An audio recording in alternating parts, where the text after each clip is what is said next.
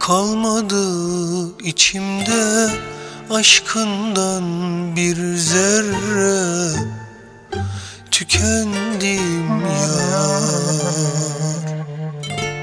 Yolumuz buraya kadarmış sayende, ayrılık var. Kalmadı içimde aşkından bir zerre, tükendim yar. Yolumuz buraya kadarmış sayende,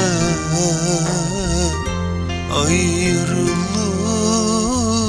var.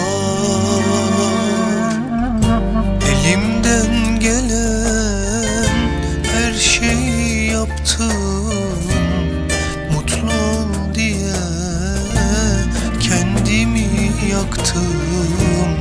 Çektiğimin hesabı elbet olacak. Herkes hak ettiği yeri bulacak.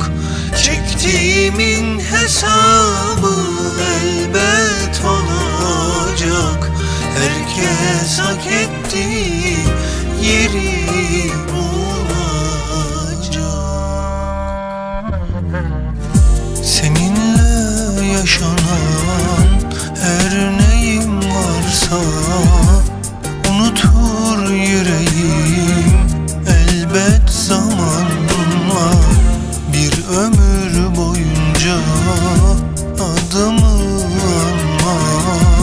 Bitirdim bu aşkı, bitirdim anla. Seninle yaşanan her neyim varsa unutur yüreğim elbet zamanla.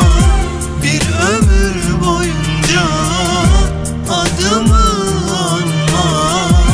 Bitirdim bu aşkı, bitirdim anla.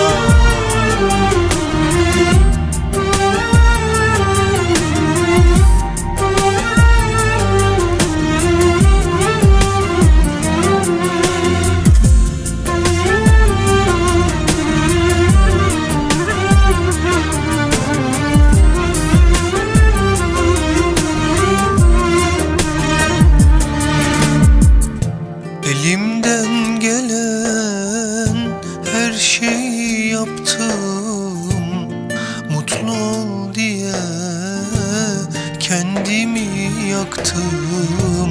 Çektiğimin hesabı elbet olacak. Herkes hak ettiği yeri bulacak.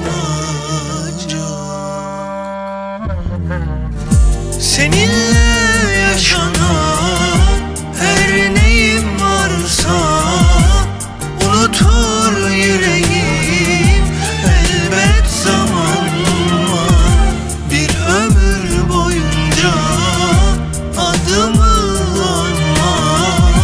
Bitirdim bu aşkı, bitirdim anla.